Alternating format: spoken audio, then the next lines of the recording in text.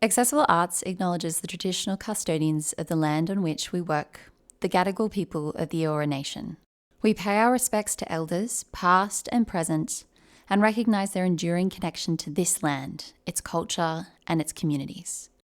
We honour the long history of storytelling, cultural exchange, and artistic expression that has flourished here for thousands of years. Personally, I would like to acknowledge disabled and deaf First Nations people. Always was, always will be.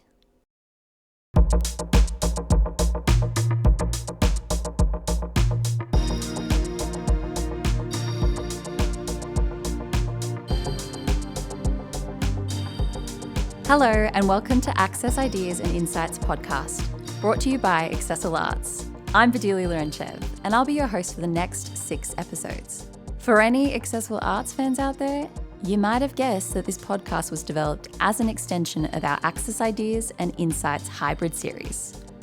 That means we're keeping the bold conversations going, diving into fresh ideas and tackling the big questions around access and inclusion across the arts sector.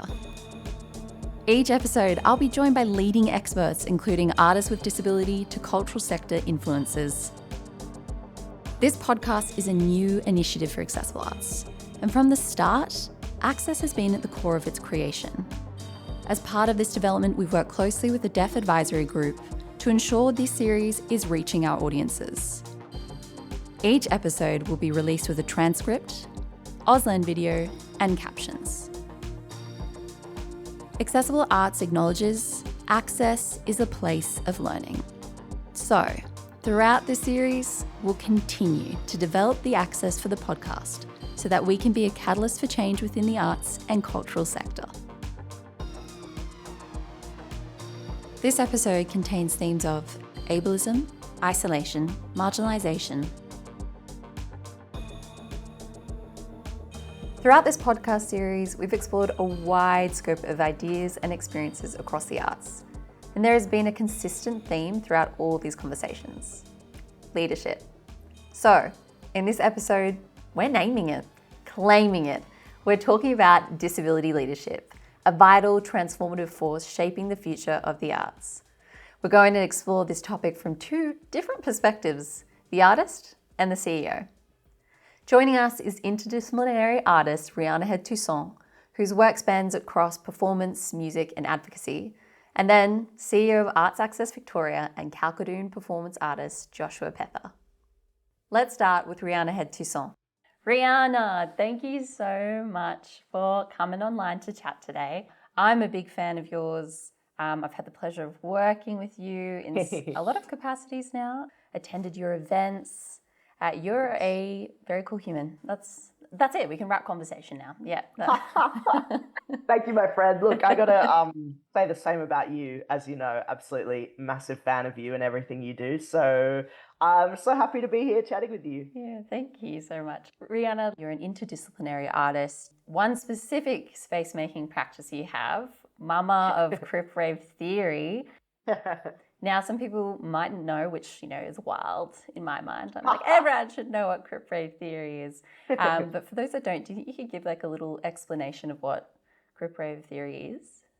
Yes, I definitely can. So Kurec rave theory is, I guess I'll speak like a little bit broadly about it and then I'll go more deeply. Broadly, I guess it's a project that draws on interdisciplinary disabled knowledge to expand sound and club culture.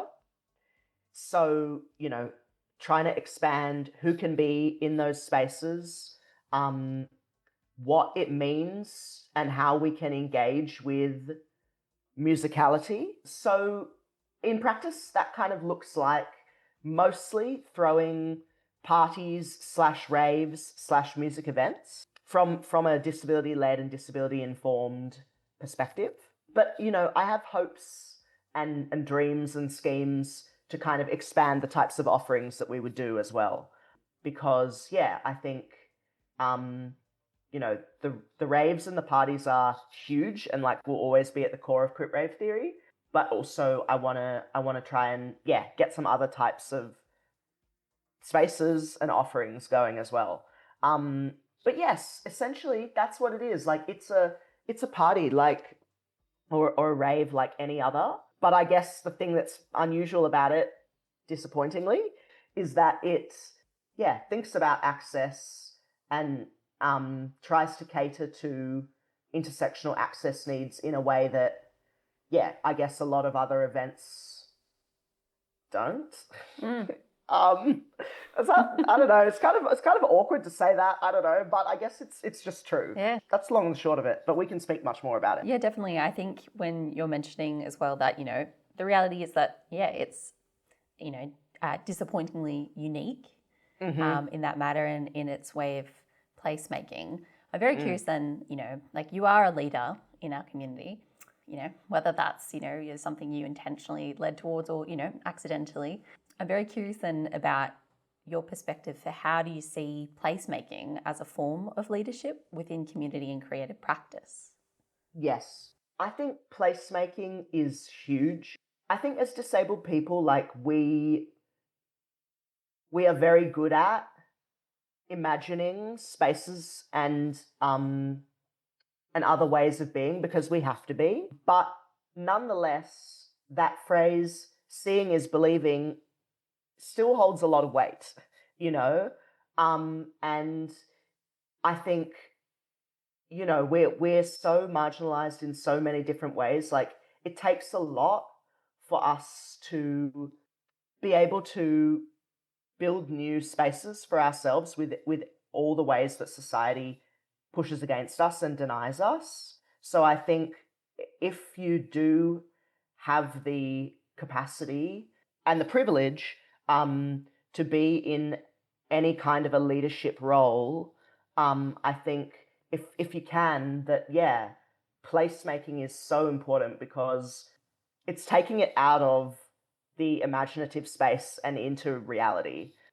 And when you are creating those spaces, you are really building an environment where other people can flourish, other people from community can flourish. Spaces like that are so rare, you know, even though it's 2025, like they just are so rare. Yeah, I think it's really vital. And I really wanted a place like Crit Rave Theory and wasn't seeing it. And so, and that's not to say that it hasn't existed in the past. Like I'm sure that there are like disabled elders that have held spaces like Crit Rave Theory in this so-called country, and certainly there are other people who do things like it overseas. But I wasn't seeing it here in the current moment. And so and I had the privilege of having connections and resources and just like a capacity within myself at that time to be like, okay, let me like take a punt and see if I can make this happen. Fortunately, it all kind of came together and I was able to do it, and it's kept rolling on from there. And it is just incredibly important. Like I had somebody message me after the most recent event that we had, and they were speaking about how they haven't been to like a rave or a party event in like 8 years, and that this was the first time they've been able to like get out to one and use their mobility aid. And I was like, it is just it is life changing and life affirming in a way that like I think um might be hard to understand for non-disabled people, because I think that maybe they're not marginalized out to that extent. Like hearing that sentence, I'm not sure if they can comprehend that, but I encourage them to try, because that is really, really significant. And it hit home for me as well. And I like that was certainly like a part of my experience a long time ago. But through throwing the event, like it's not a part of my experience anymore. Like at least within this container, like I know a place where I can go and like have a great night and like so to get this message from this person, like I felt so privileged that they would send it to me. And also it just reminded me like like it really is a significant space for people in community. Yeah. And I guess also, I think you encapsulated perfectly earlier talking about, the ability to be flowing from imagination into reality and how that is so important for activating growth and the capacity to thrive and flourish. Totally. It's like awesome that you've, been so fortuitous in this process, and it's very endearing that you're like, oh, it kind of just happened. But obviously there's a lot of like hard work that goes into that. Truly. No, and for relatively, you could say like risk taking, like creative risk taking. And I'm curious about, because I feel like not just in Kurec Brave theory, but a lot of your other works, you kind of, have this creative risk taking, and it flows into your form of leadership. Yeah, how do you view creative risk-taking in leadership? I think creative risk-taking is really important. It's expanding the horizons of what's possible. Taking risks is a really necessary thing, both in a, I guess, like practical and functional way, because we do just have to like make our own contexts and like stretch and break the mold, because it just doesn't work for us. But also like in a, just to like people's like, to keep people's capacity for like dreaming and stuff alive, like risk taking is really important, because we are just, society is always kind of trying to close that down for us. So I think as a leader, or when engaging in leadership, like trying to do as much creative risk taking as you can is really important. Yeah, totally. I think it's so nice to kind of phrase that a leader taking creative risk taking has a flow-on effect of encouraging and activating imagination and resistance in others. A lot of your art, like I think, like changes how people perceive the world, or is provoking new ideas or challenging these sort of existing systems. What advice would you give to someone who wants to kind of have a similar practice for their art, that is to like influence change? Okay, I think I would say start from what you believe in and trust in your instincts in the way that you want to convey those things, or engage with those things, whatever they are, those ideas, because the stuff that you are passionate about, that's your gold. Like that's what you're going to be able to convey and share in a way that nobody else can. And you might think that the ideas that you want to explore or put across or whatever are, I mean, you might think that they're radical, but you also might think this is so obvious that I don't even need to speak about it or something, because it's like a part of your everyday and you believe it, but not everybody believes it. And you just putting that simple thing across is going to be really meaningful. But I think I've found, like, through just the Crypt Rave Theory Instagram, or I've been reminded of how powerful that is actually. And like the photos, seeing the photos of community, seeing the diversity of us, like partying and just like doing these things which are so human and so everyday. That might have been, I feel like maybe that was a super side ramble. Like I went somewhere else with that, which wasn't really answering the question. No, I think it was, because I feel like your actions you're taking in art are still fueled by your joy, your curiosity, the parts of art making that should be inherent in it. Yes. But equally as well, it has a product of still fueling change, because people who don't have that lived experience are seeing something still new.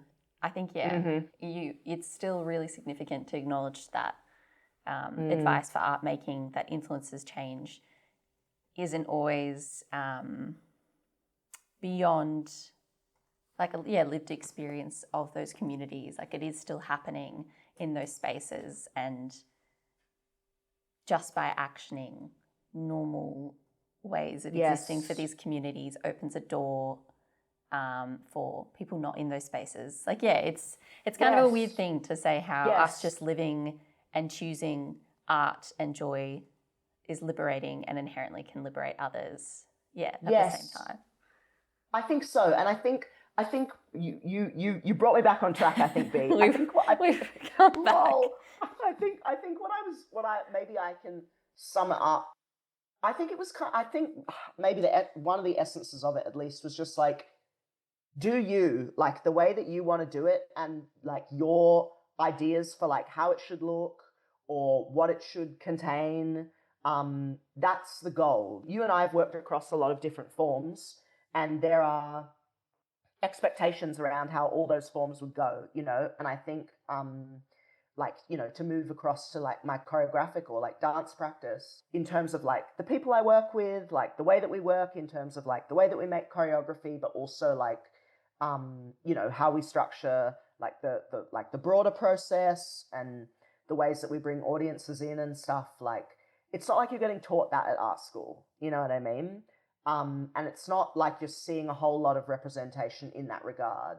But that's the way that I wanted to work and I needed to work. And, you know, obviously I was also privileged to learn from various leaders and community members across my career. And then like, alchemize that into, or like, have that mixed in with my own like ideas or intuition or aesthetic or whatever. Way back when in my career, I think I felt very pressured to work in certain ways because that was all I'd seen. And that was, you know, chiefly the work of non-disabled people.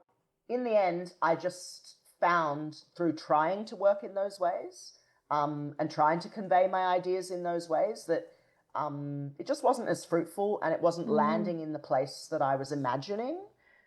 You know, like when you're dreaming up your work and you have a feeling of how it's going to look or how it's going to feel, like it wasn't landing there.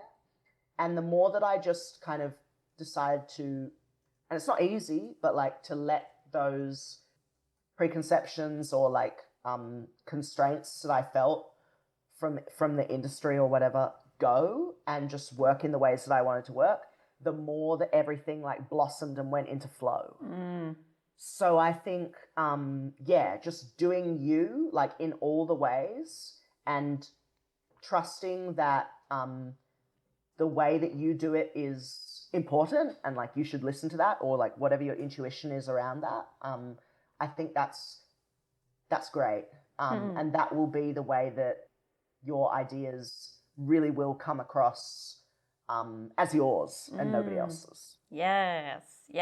I love that. I think I got there in the end. We got there. Yeah, I think, totally. It's like letting go of preconceptions and structures that don't fit you and really allow like the fruitfulness of Crip imagining. Yes. Riana, beautiful words. That kind of wraps up our conversation. I guess last little fun thing would to be hear about any future projects you've coming up in the later half of the year. Yes. Okay. So I will be making another iteration of this choreographic or performance work that I'm working with at the moment called guided wrestling. I'll be doing another iteration of that over at so-called Fremantle Biennale in November. Awesome. Yeah, so that should be really fun. So I'm gonna be making that, and that'll be performed over there with some amazing local performers. And then obviously Crip Rave Theory will continue. We'll be having more raves, more parties, more musical offerings. Nothing it's set in stone yet. So hopefully, you know, that'll be happening too. But yeah, if people want to stay up to date, they can follow me. Oh, I hate it. They can follow me on my socials if they want to. On my personal Instagram, Riana RIANA.HT. That's the handle. That's where you'll find everything. Yeah, all the really. goodies. Yeah. You just want to stay updated on Crip Rave Theory. Crip CRIP Rave RAVE Theory THEORY. All one word. That's the Instagram handle to follow that specifically. Love it. Thank you so much for sharing and all your beautiful, wise words. Oh, Till next time, thank you, my all. friend. Thank you.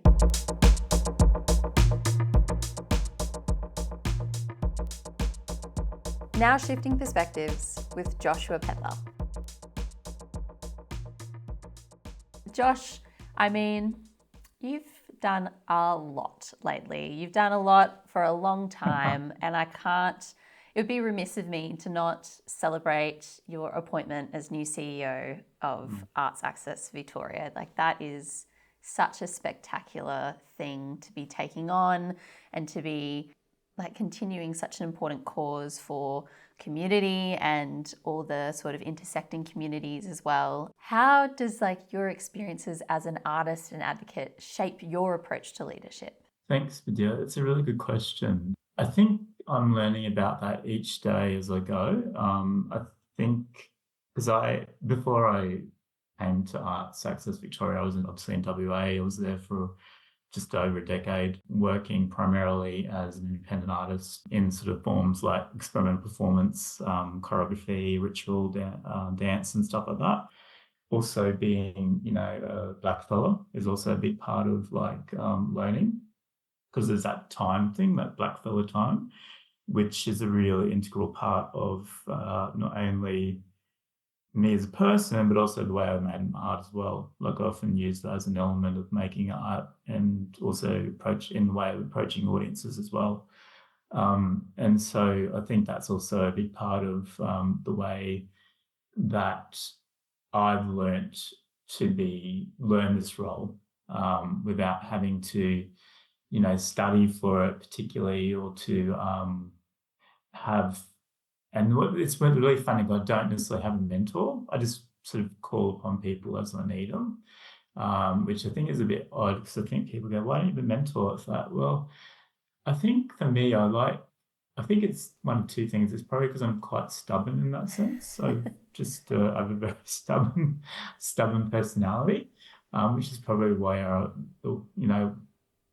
I've got to in terms of life at the moment, is just being able to pave the way for my own way to get forward, rather than potentially, asking for that assistance and that sort of thing. I'm very rarely to do that. And so I think that's probably another thing, just that sort of thing of learning on the job, but also having in mind this sort of sense of a structure about way to go with the CEO role under my guidance. I think it's really cool that you almost bring up the example of like hybrid leadership. I think it's great. But as well that you talk about like, yeah, exactly, calling upon people when you need them.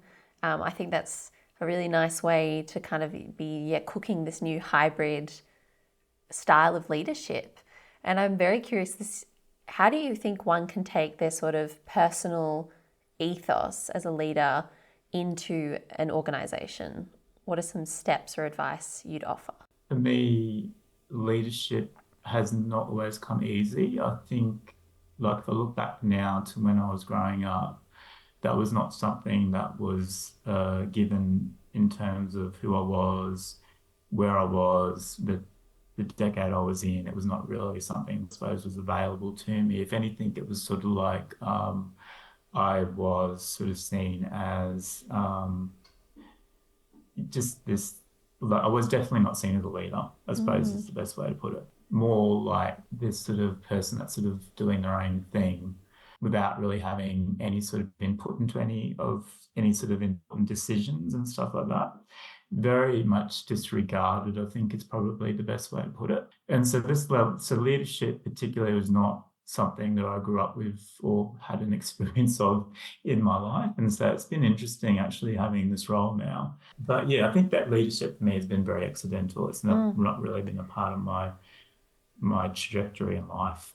Yeah, but I think I love that you call it like accidental leadership. I think it speaks to almost like, I think a lot of people, when they think, oh, I'm a leader, it's very like self-elected and putting yourself forward. But instead, the environment is calling a need to, it's got a need that needs to be fulfilled. And accidental leadership, I guess, can slither into that where exactly the right people, or as you said, the people who are carrying personal practice around ethics can land in the places they need to be, the new styles of leadership. And I guess as someone who's bringing in new leadership, I'm curious with Arts Access Victoria about new opportunities or new approaches out there. Like, what is Arts Access Victoria taking in regards to approaching the centering of disability and cultural access in its works? So part of our vision for Arts Access Victoria, which was started by Caroline, the last CEO, was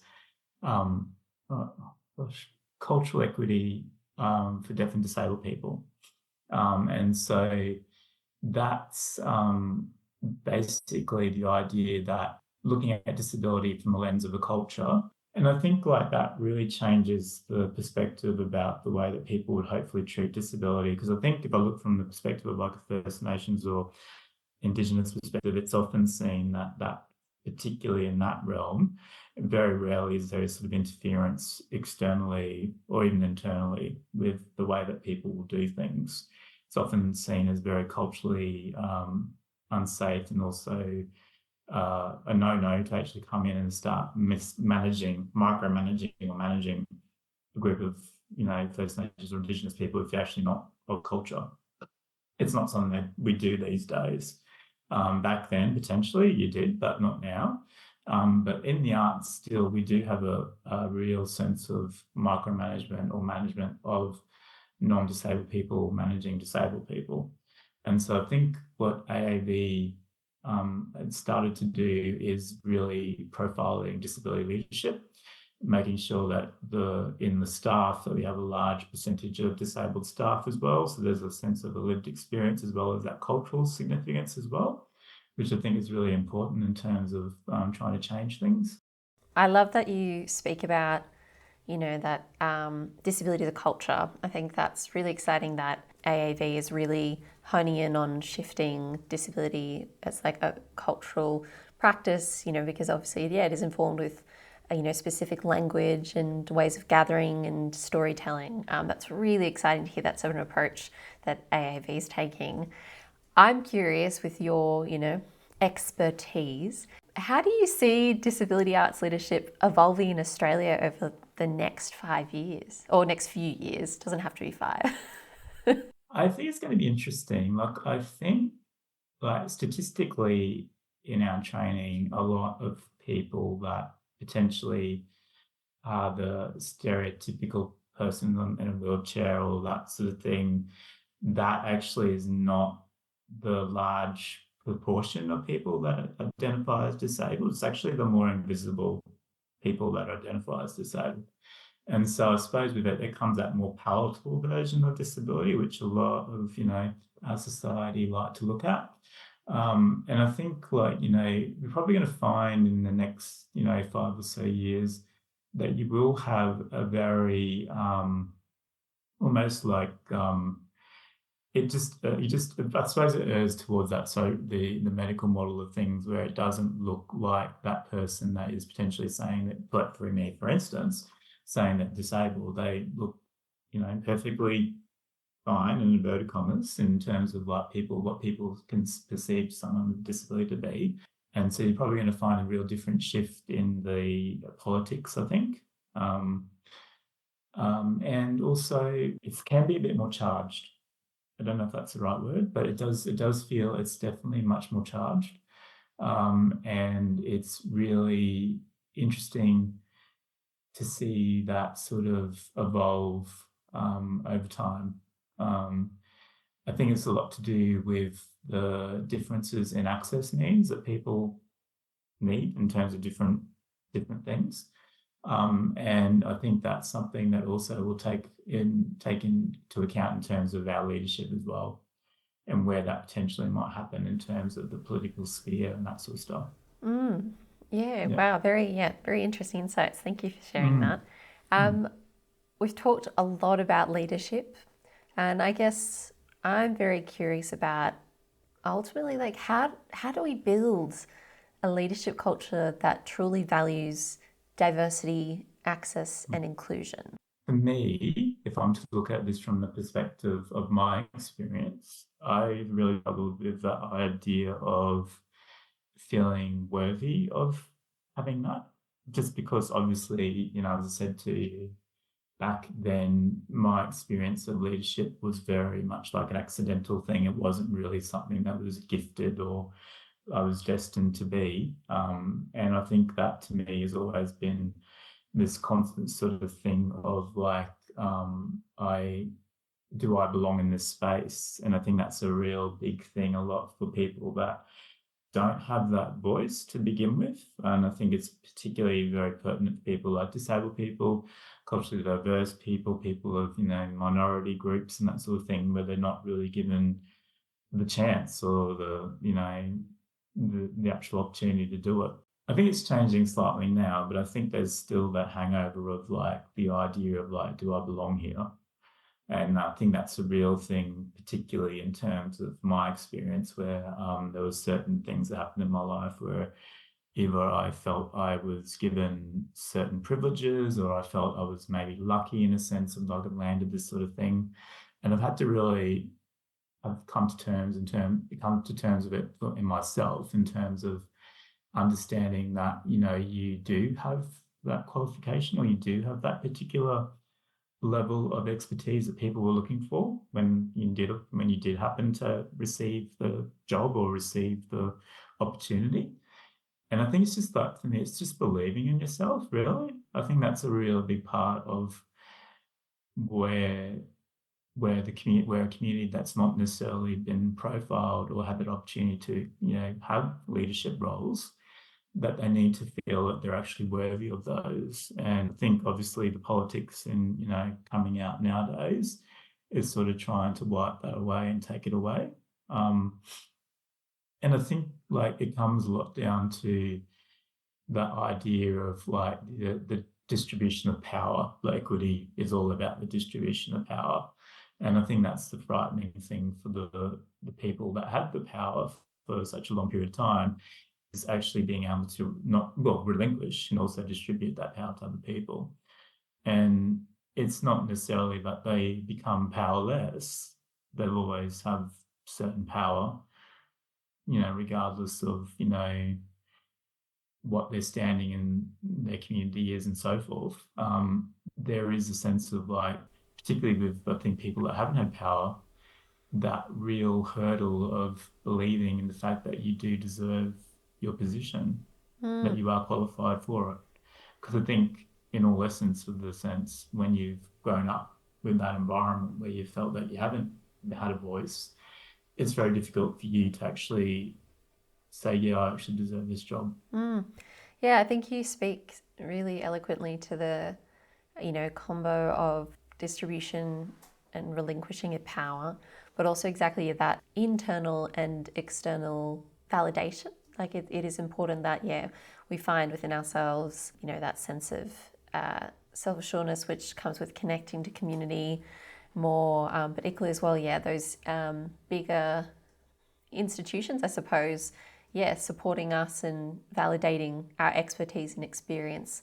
I know you've spoken to, believing yourself, but I'd be curious as well, any other advice you'd offer to, emerging artists or arts workers with disability who want to become leaders in the arts and cultural sectors? I'd say it's definitely, I think there's a lot of things that an artist, just looking from an artist perspective, that you're probably not going to be prepared for in terms of when you get into leadership roles like this. It's very, very different. Thinking about that, what advice would you offer to artists/arts workers who are exploring that balance of, being leaders through their art and being leaders through, a more official role? I've used my analogy because I work a lot of duration. So a lot of the work I've done is durational. And durational being like, over 12 hours long sometimes, or maybe even longer than that. And so sometimes when it comes to, and I think I use that concept a lot, especially in like really hard slogs, I would often use my durational practice as a way to sustain myself in my other like more non-arts practice. And so I do sort of see sometimes the CEO role as a durational performance, if you wish. You can consider it from that perspective.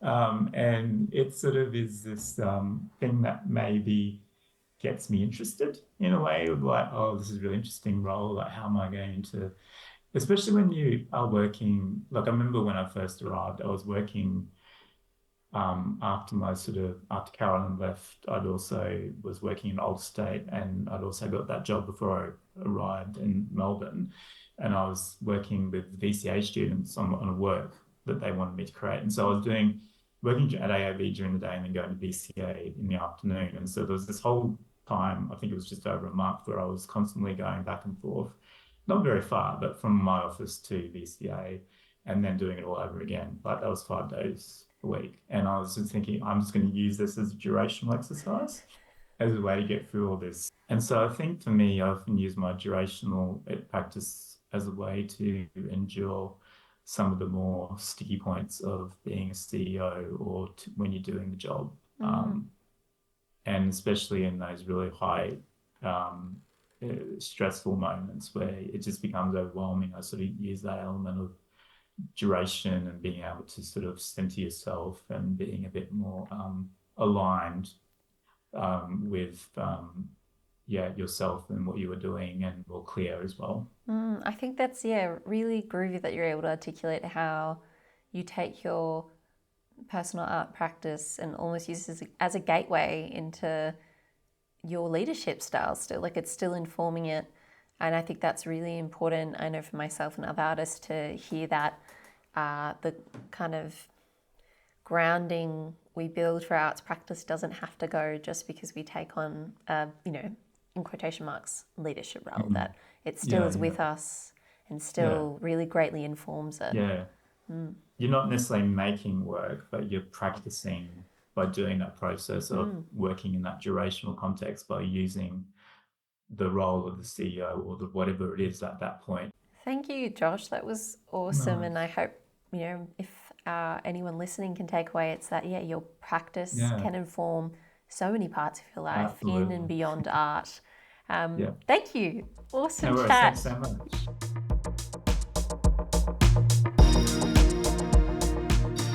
That's a wrap on this episode of Access Ideas and Insights. This podcast is proudly produced by Accessible Arts and Kiera Brew, Kurec, with sound design by Tralala Blip. Access consulting was provided by Macro Impact Consulting and our advisory group. We also thank our Auslan interpreters. This podcast series is proudly supported by the City of Sydney and Create New South Wales, the principal funding partner of Accessible Arts.